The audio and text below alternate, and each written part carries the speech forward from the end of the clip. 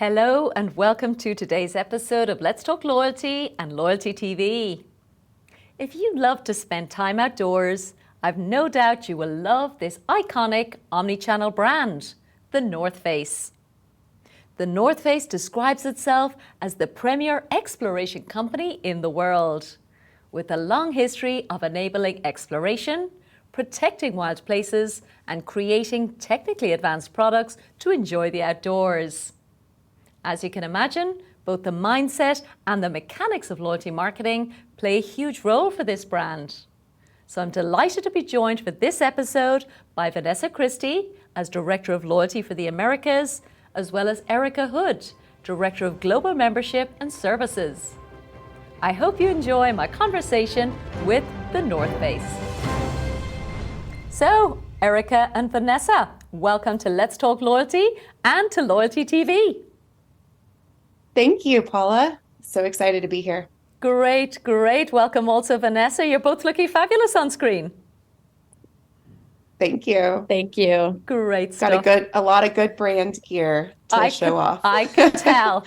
Nothing like an outdoor brand with bright orange just to set the scene. So absolutely gorgeous stuff, and some beautiful mountains there in the background as well. So listen, it's a very inspiring story, and the North Face, I have to say, is a brand that even in my family, I have a sister who's totally obsessed with your products, and she's not particularly outdoorsy and she's still obsessed. So it's amazing the kind of loyalty that can be created in lots of different ways. So we're here today to share the story of, I suppose, the work you've been doing quite recently, of which I know it's been a busy time as always. But of course, as you know, we always start this show just picking your brains about what you admire as loyalty professionals. So what is appealing to you, what you're seeing working, either personally or professionally, from a loyalty perspective. So Vanessa, I'm going to come to you first and foremost. Please share with our lovely audience, what is your favorite loyalty program? Of course. Thanks, Paula. So my favorite membership program is actually from Peloton. You know, it's a little bit of a less obvious choice because it's a service versus a product. Mm-hmm. But what I love about Peloton is they really do, in my opinion, a best-in-class job at driving frequency and loyalty from members, where I think of every workout that you take as basically like a purchase or like extracting value, whether it's online through their at-home bikes or treadmills or from one of their studios. And particularly what I admire about what they do is really that number one is around member recognition on these behavior-based milestones. You know, you'll be in a class and an instructor will call it out. Other members will call it out. It can be on your screen. Okay.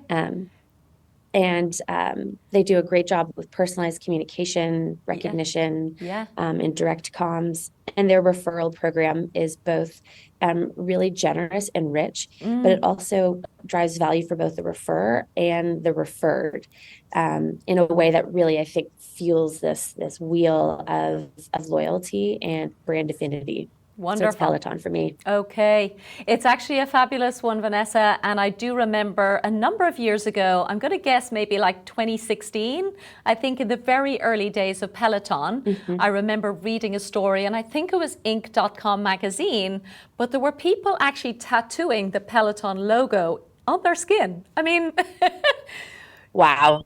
Totally obsessive. And I'm going to go and look for that article now, because honestly, they did create something, I think, that is quite iconic. I think they've had a bit of a roller coaster over the years. And for those of us not in North America, we're probably not as up to date as you clearly are. So absolutely wonderful. And a shout out if anybody is listening from Peloton. We'd love to have them on the show. So thanks a million. That's a wonderful example. So Erica, coming to you, tell us, what are you going to tell us is your favorite loyalty program? I love this question. I had to think about it. And I really came back to the one that I use the most and makes me feel the most special. And so I'm a huge traveler. I love being on the go. And my choice is Avis. I love Avis because of this VIP experience that it creates and the way that I can truly interact and receive their service, but in this elevated, faster, smoother way as a member. So I love that. I can skip the line. I get to choose the car ahead of time while I'm waiting on my bags in big cities where they allow that. And so it brings me back, and it truly, they're top of mind every time I have to rent a car. Amazing, amazing. Yes, for me, like renting a car, like it's actually been quite stressful, I'm going to say. Like most times when I do it, and clearly I haven't had the Avis VIP experience, but I can see for something that to me is, you know, sometimes like a grudge purchase, something, you know, that I'm not really looking forward to, if they can find a way to make you feel that that's actually going to be like useful and removing all of that friction, they're clearly doing some wonderful things right. So amazing. You know, Avis is obviously standing out so clearly for you. And given your travel background, I'll be dying to get into hearing all of that. But yes, I suppose we also have to give out a shout out to Avis if they're listening to make sure that they come on the show. We have a never ending list of brands that we want to talk to. I think you had another one you were going to drop in as well, Erica. Yeah, tell us. Oh, I couldn't, I'd be remiss not to mention Sephora. It was actually my birthday this past weekend, and I love birthday season because all of the rewards programs ping you with all their gifts and recognition. And I just love Sephora's because they give you a free birthday gift. It feels really personal, the entire shopping experience. I'm very loyal to them and the way that they serve up the right offers and a very kind of personalized, tailored experience when in the shopping and in communication that I get from them. So brilliant. Had to plug Sephora. Totally. Well, happy birthday. Yeah, so that's amazing. And do I remember, Vanessa, are you having a birthday tomorrow? I am having a birthday in a few days, yeah. Okay, well, there you go. So happy birthday, both of you. That's special times. And actually, I do find it also like the way you were just saying, Erica, when my birthday comes around, which is a few months away, but from a professional point of view, I'm very judgmental. Like I'm actually looking like what programs, because I know who's taken my data, who's gone and done something that's actually going to celebrate me on my birthday. So I think there's a lesson in that we do have, I suppose, elevated expectations, obviously, when the data is being captured. So, so well done, Sephora. They're obviously doing a great job. So listen, let's get into both of your career backgrounds. I think, Erica, you just referred to your travel background and a wonderful brand you were working for before. So give us a sense of what you were doing, because I think it's a really wonderful context as coming into this role with the North Face. Yes. Before the North Face, I was at Southwest Airlines. They have an amazing loyalty program. Shout out to that Rapid Rewards team, some friends over there. But yeah, that was, I would say, my first true education in a really consumer-focused loyalty program. But in general, the brand is incredibly strong in terms of how they position everything they do with the consumer first and the consumer in mind. And also the employees in mind. So it's very a people first brand. So yes, I was there for a little over 7 years. And my background at Southwest and then prior to that is really in brand strategy. So I started really at the beginning of my career in advertising and slowly shifted through multiple roles and opportunities into a brand strategy role, working cross enterprise with really how to drive your brand mission and all the different verticals and services and touch points that a company can offer.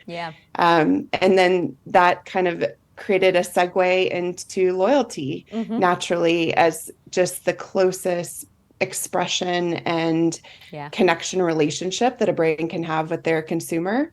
And so I think it was natural and really exciting shift for my career where I am now at the North Face. Oh, absolutely. And of course, both are iconic brands. I have to say again, Southwest is even an airline that by reputation, I've always wanted to fly and I just haven't had the opportunity. So clearly some great work. So again, well done on all of that. I always feel it's kind of hard to leave the travel industry, but I guess you've moved into, again, as we said, another iconic brand. So I totally get it. So Vanessa, what's your kind of background professionally? How did you end up in loyalty? Yeah, so I've been with the North Face now on the membership or loyalty team for 5 years. And I've actually spent most of my career in the outdoor industry in a marketing capacity. I first started at a company called Timbuktu Designs, which are pretty well known for their cycling bags. Okay. And that was really my first exposure to this like outdoor industry that we had both wholesale and direct to consumer.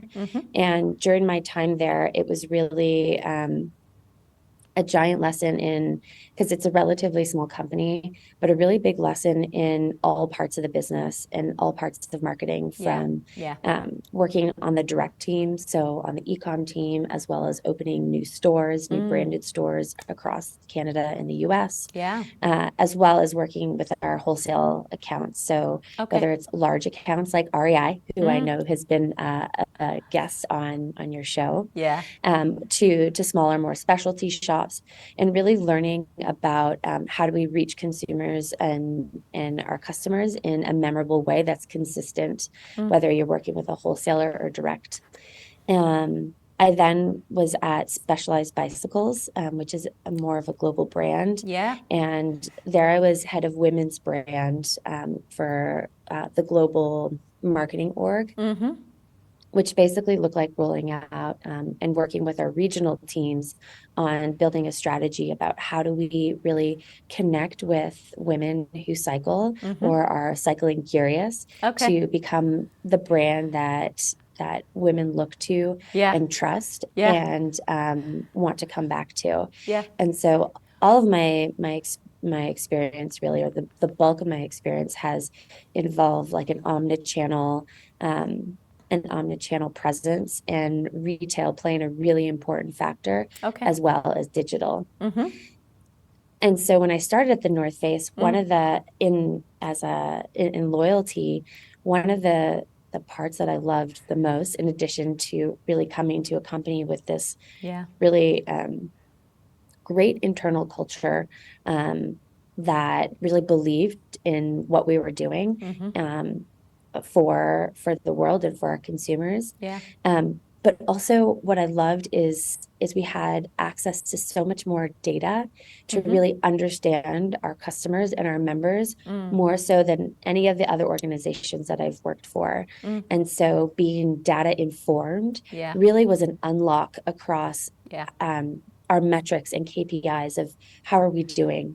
Because as you know, sometimes in pure brand marketing, it's a little bit more dotted line or loosely correlated when we see results or lifts. But what I really love about this space is the data side, which unlocks this like creativity and a way to really to connect with our customers based on knowing more about who they are. Beautiful. I can't not comment on the beautiful words cycling curious, because I love words. And awesome. Yes, I am guilty of having been cycling curious. Great. And I did cycle, would you believe, from Dublin to Paris, which from memory is about 1,200 kilometers. Now, Wow. How fun. Exactly, charity thing, totally off topic, but anyway, I can totally see, people do go through, I think, at different times of our lives, we are interested in exploring, of course, the outdoors, and of course the North Face does that beautifully well. And actually I would love, Vanessa, if you don't mind, given that you are, I suppose, Director of the Americas now, with this lovely responsibility within the loyalty field, would you maybe talk our listeners through a little bit about the brand and how it seeks to be seen, to be felt, and to be experienced by your members and your customers? Of course. So actually, the North Face started in 1966, and it has pretty humble beginnings. Someone named Doug Tompkins opened a small shop in San Francisco, and it really is rooted in him and some of his friends in wanting to create gear that made being outside, specifically climbing, more accessible to more people, because the gear that was available at that time just didn't meet their needs. So it started really small, but of course, at that time, didn't know that he was starting kind of this outdoor revolution around creating access for more and more people to experience the great outdoors. Wonderful. So we have, so we have this really beautiful and long and storied history at the core of who we are and what we do now around enabling exploration and wanting to kind of open the aperture on who gets to explore and be outdoors so that it really welcomes everyone. And so in that way, our loyalty program really seeks to, again, kind of put our members at the core and of everything that we do, so that they are the ones who really feel this enablement to get outdoors and explore, whether exploration for you looks like climbing a mountain, like my background is Yosemite, California. Beautiful. Whether it's Yosemite and you're climbing or you're hiking or backpacking there, or if you're taking a walk with your family or going to the dog park, and want some protection from the elements to stay comfortable and safe. And so a lot of what our loyalty program comes back to, and we'll talk more about it, of course, is how do we bring those enablement moments to our members, not just through products, but experiences too? For sure. And actually something that I did notice on your website actually is this idea, of course, of exploration in the physical sense, but also I think it was explicitly called out as a mindset, which I thought was really lovely. And I think that does come through with the North Face as well, is like the kind of people that you seek to serve are really people that are open and curious and looking to, I guess, almost be their best selves. So a lovely brand, a lovely value. So thank you for taking us through that. And then Erica, you've come into, I suppose, redesign, or you came in to redesign, redevelop and restructure the program. So would you talk us through the history of the loyalty strategy, I suppose, for the North Face before you came in, and then what did you change? So take us up to where we are today. Yeah, absolutely. And I just want to add a build off what Vanessa said, is this exploration mindset was really the core attraction for me to the brand, something that was just part of who I was, and probably the one thing that could get me out of travel was that and outdoors. So it truly embodies the culture and the people, and everyone really lives the brand. And I love that the brand actually supports the employees getting outside, exploring. We do a lot of internal events that just foster that. So just wanted to say it's such a living, breathing ethos at the company. Beautiful.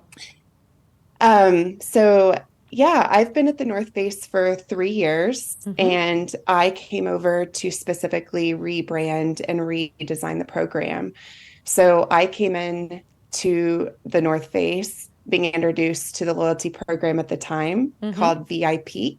Okay. And it was, I would say, more of a transactional leaning program. So we had a point and rewards system or structure of the program. And then it did have some other benefits, which I'll speak to, that was our starting point in really building out that other balanced side of a loyalty program, which is that emotional reason to believe and benefits to interact with. So VIP was established in 2012 and was doing good. We just were getting a lot of customer research and insight on areas that we could improve. And the business was changing at the same time. So I actually joined in June 2020, the height of a very monumental year. And we were seeing consumer behavior change very fast. And so we had a very this kind of moment where business strategy was changing, consumer behavior and expectation was rapidly changing, and we were seeing the competitive landscape of loyalty programs just proliferate with a lot of competition. So we had a lot of things to look at. And so I will say that we grounded ourselves in a lot of what Vanessa said is our mission of how are we going to inspire, equip, and enable our members to get outside and explore. Yeah. And that truly is still our mission today, but we wanted to redesign the program to bring that mission closer and really connect to our members in new ways. So we launched the program 2.5 years ago, so I can kind of speak to what the new program looks like and kind of the objectives we had going into the redesign. Yeah. So the program was rebranded to Explore Pass. So that's what you'll see on our website and what you will join today. Yeah. The three things that we looked at going in and kind of summarizing all the challenges and environment we were looking at was, one, we wanted to simplify the program. Okay. So the big change from VIP to Explore Pass was, let's take the points and reward structure and simplify it so that our customers and members don't have to do the math, and that they really feel the value right off the bat with joining and getting something in return for their purchases in a very tangible way. So simplification was the theme across every type of benefit change that we made.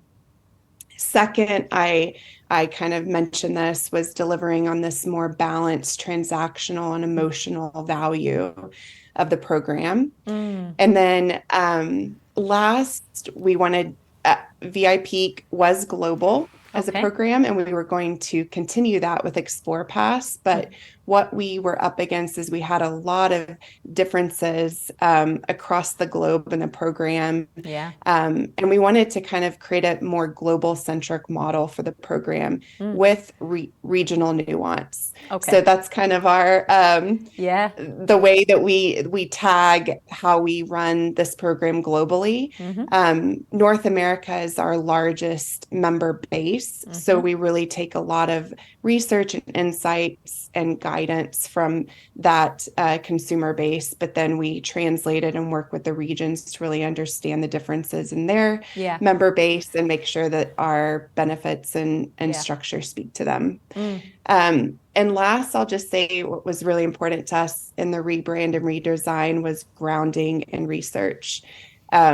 Day one, getting downloaded on this project, I remember bringing up, and it was at the forefront of like, what research do we have, and or what research do we need?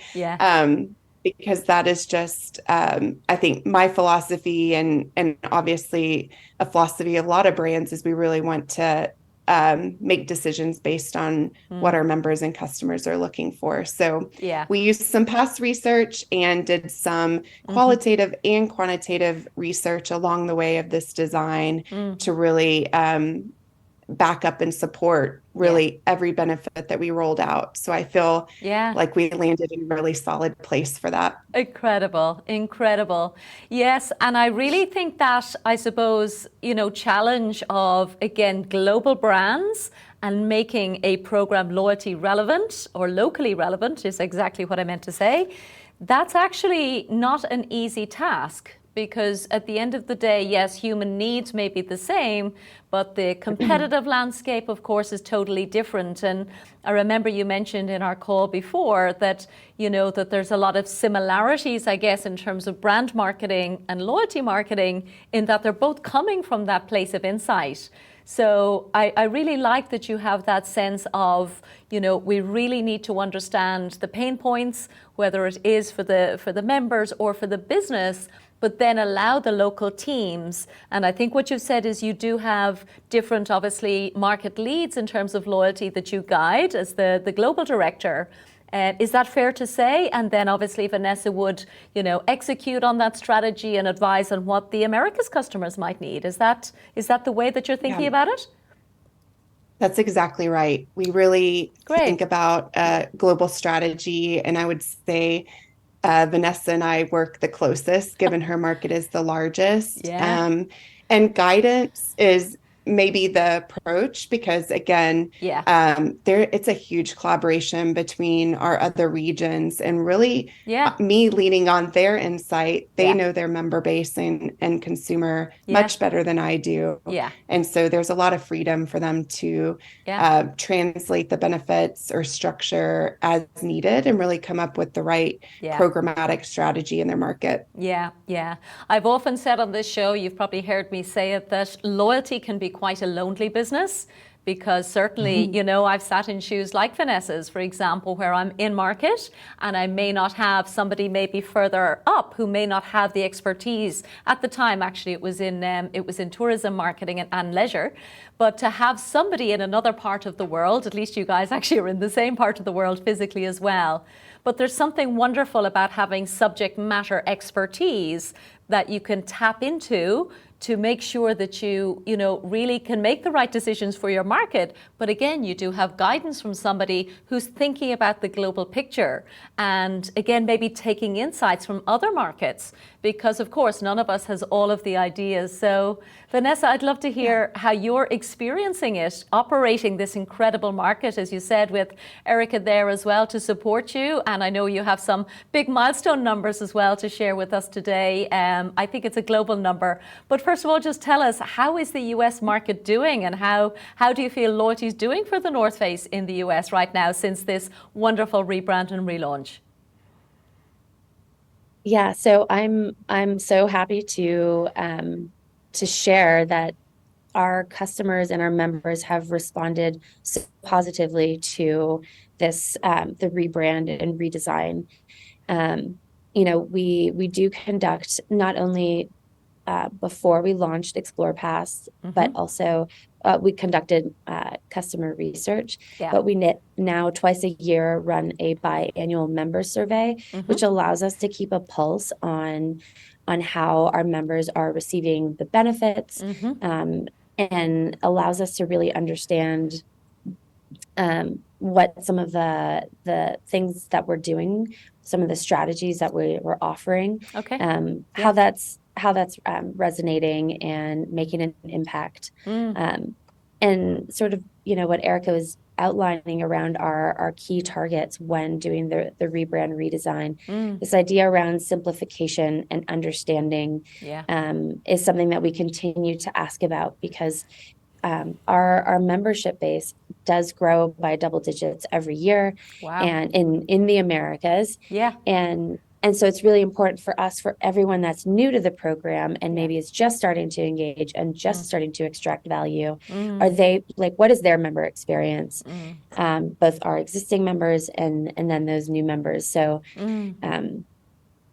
so I would say, but to your question around how is it going, I would say it's going really great. Yeah. Both from that acquisition perspective, but then also I would say, you know, we are really starting to balance our focus on that re-engagement piece, and in re-engaging our members, not just from that transactional perspective, but from an engagement perspective that doesn't involve a transaction. Okay. So that we, of course, continue the dialogue with our members throughout the year. You know, it's not the North Face products, they last a very long time. Yeah. As you and your sister, who's a big fan, Yes. Knows firsthand. Yeah. And so with that longer product life cycle, something that we're mindful of is this maintaining contact and engagement not related to transactions. Yeah. And so how we look at that in the Americas, it looks a little bit different potentially than some of our regional partners in Europe or Asia Pacific, based on our member population. But you know, we get really excited by being data informed. So looking at whether it's consumer research or the data itself, to allow us to create different strategies that either surprise and delight our members with gifts or offers based on either some behaviors or milestones, shared milestones like birthdays. as well as different events and experiences that have more of that like regional, of course, a regional appeal or regional application. Yeah. But I would say for the Americas, this transactional piece, the rewards and the points, Yeah. because of the rebrand and the simplification, Yeah. that it's really allowing our members to feel transactional value. So what we're really focusing on in the Americas is around driving some of that emotional value and connection with the brand through these more experiences, gifts, surprise and delights. So that's really a lot of what our focus is on right now in the Americas. Brilliant, brilliant. Yeah, I think it's always a huge achievement if your research is showing that people are understanding the transactional piece, because, you know, as you said, Erica, you don't want to have to do too many mathematical, complicated calculations to figure out what's exactly getting or coming through here. So that's amazing. So that's obviously worked on the simplification side. And then the emotional piece, I think, is something people often say, we want to do that, we don't know how. So Vanessa, just to close on that piece, I think you mentioned to me offline that there's more events, there's more, I suppose, appetite for connecting in real life for your members, I guess, to connect to you as a brand, to connect to each other, I guess. So would that be fair to say? Is it event-led, experience-led, as well as the surprise and delight piece?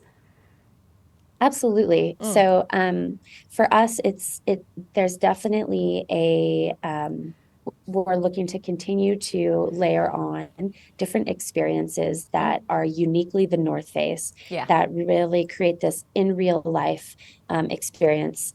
Even though the pandemic is mostly in our rearview mirror, we're still feeling some of that appetite for connecting in person. And we started to really feel that back in 2022, and we're continuing on that path. One thing that I find interesting, based on my background also in events too, as well as here at the North Face, is that it feels as though our playbook, our like existing or previous playbook on events has changed.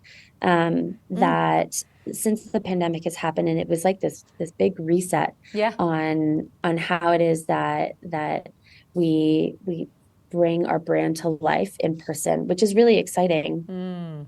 That it's kind of opening up a lot more opportunities because there is so much more demand for that in-person connection point. Totally. Which, of course, we were all in a big deficit of for quite a while. Yeah, exactly. And so experiences and events, definitely, and Erica can speak to, or I'm happy to speak to too, around some of our partnerships that Dove also has an experiential element to it, that drives that non-transactional engagement too. Absolutely. Well, Erica, tell us. I want to know, of course, the numbers from your perspective, because I do know that there has been incredible success. So tell us, I suppose, what have you done with the emotional engagement, and what does success look like as we come to the end of 2023? Yeah. So globally, we're at 20 million members, which is huge and something to celebrate. We've seen rapid growth over the past 3 years since I've been here, and since we've rebranded the program and relaunched it. So huge success. As far as the emotional side, so I'll kind of rewind a little bit. At the launch of Explore Pass, we really looked at what type of benefits we could offer that engaged our members in our product and the experience of exploration in a closer way. So some of the things that we do are wear testing. So part of what Vanessa was describing was we do surveys biannually. We also survey member segments around different activities or or outdoor interests. And we take those lists and those survey recipients and respondents and ask for volunteers or people that would be interested in wear testing. So Okay. that's one way we can engage Nice. members that are Yeah. really keen in one activity and get their feedback on product. Okay. And really work that back into the product development life cycle. So that's one really interesting benefit. We do product field testing. What Vanessa mentioned with the long life cycle of our product and really seasonal purchases, we wanted to think about ways that we could get our members to feel more comfortable trying new product, trying product they might not have considered. So product field testing is just a way to lower the barrier as a member of buying something, getting to try it out. We encourage you to run on the shoes, try out the product on the trail, and if it doesn't work for you, come back and find something that does. So that, along with our lifetime warranty as a brand, it all kind of creates this circularity story of like really keeping people engaged and trying and using our product in different ways. But then there's the experiential side. So we've been rolling out a lot of really interesting exclusive experiences. I've got to attend some with Vanessa, such as Trail Days in America, where we invited people out to spend a day on the mountain, hiking with our athletes, listening to live music, bonding with other explorers and people that love the outdoors and kind of building that outdoor community. So that's just one in a series of events we did across the United States and then globally. Because Europe and Asia Pacific are doing a lot of similar things and building community in those regions. One way that we are expanding that idea is to work with partners and really think about like-minded brands or brands that deliver services or experiences that would resonate with our members. So we just launched this week a partnership on the Explore Pass side with Alterra, because we've had a partnership with them before, but Alterra Resorts are a large ski resort conglomerate here in the US and Canada, and there's some spots in Europe. And we are partnering with them to offer our members a BOGO offer of buy one ski pass, get one. And that is on the first Friday of every month during ski season. And it is for first-time skiers. So Alterra, that's actually a beautiful example, Erica. I did see it on your website today and I loved it. You know, I thought this whole idea of, as you said, buy one, get one free. So for me, skiing is one of those things I'm actually terrified of. My husband does ski, but I can imagine if we did get a lift pass for, you know, for me, to, for example, to bring a friend to go and try something out in a safe way and in a new way. And again, maybe to explore and push my limiting beliefs a little bit. I think that's wonderful that the North Face can facilitate. And obviously then there's a halo effect between the two. So I guess there's loyalty that goes both ways. They get new potential skiers and you obviously get some exclusive offers. So very exciting times. So what would you say then is coming up in the future, Erica? What are you thinking about from a global perspective? And of course, I'll be dying to hear what Vanessa's thinking about as well as we come into 2024. Yes, for the future, we are really focused on creating an omnichannel, really clean, easy, simple experience for members. So back to almost the beginning where I was highlighting my favorite loyalty program is Avis. But a lot of what they offer and what attracts me is just that easy experience and interaction with their brands. So we're looking for ways through technology enablement and also looking at our different channels in terms of engagement moments and ways that we can plus up service or offers in those spaces to really truly make the experience exceptional for our members. That would be one big area that we're focused on. And then the second is really thinking outside the box in terms of how we can engage people in exploring and everything that we represent in the outdoors. Okay. So our athletes are another area we have not talked too much about in Yeah. this episode, but are such an important focus for our brand because we have these extraordinary athletes and ambassadors that are living exploration every day and have so much Yeah. insight to share with our customers and members, inspiration for what they do. Yeah. So we're looking for ways to take that, bottle it up, and really deliver that to our members in new and different ways. I Beautiful. know our Asia Pacific partners have done an exceptional job having athlete panels and discussions, which they're streaming lives in some of their digital channel for Wow. their members to engage with Yeah.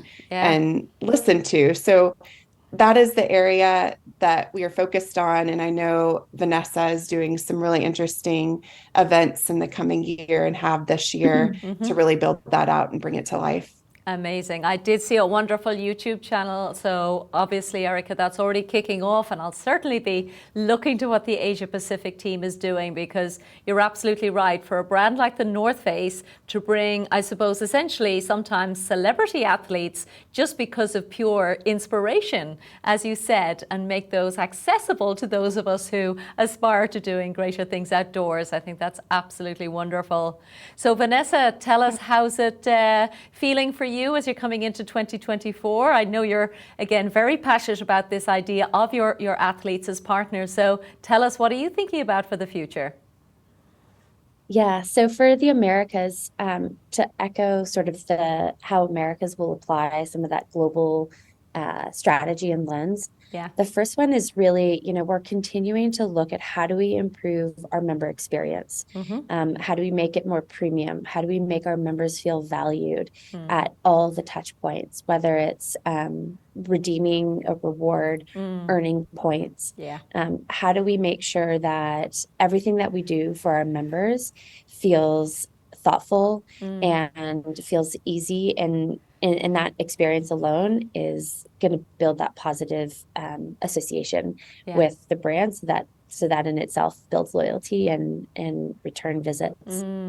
So the second, again, I know we've talked quite a bit about, but is around driving this like non-transactional engagement with experiences and events. And specifically in that space, what we're focusing on is so Trail Days is an event series that Erica mentioned. And what we're trying to do is really anniversary some of these event series or events, so we can start to build equity and some awareness year over year for some of those events and experiences. The way we see it too is that there's some of these larger kind of top of funnel brand building events where it's not, the experience itself is not fully Explore Pass exclusive, but there'll be this like premium experience within this larger event. Okay. And then there's some Trail Days, is an example of this, but some Explore Pass member exclusive events. Okay. So in order to participate for those events, you must either sign up to be a loyalty member, or if you're an existing member, no problem. You can register right away. Yeah. So we really see it in these two ways, like a fully exclusive member experience or an exclusive experience within the larger brand experience. So we're definitely going to continue to be engaging with our members in different parts of the Americas region, where to meet our members where they are. Other ways that we're focusing on driving non-transactional engagement is, as Erica's talked about, partnerships like Altera, so that we can enable exploration in addition to keeping us top of mind and allowing our members to extract value in ways beyond just purchases. And more access to our athletes, whether it's through exclusive experiences or potentially exclusive content. But there's a whole host of really exciting areas of engagement that we're looking to ramp up and continue to put the gas on for next year. Wow.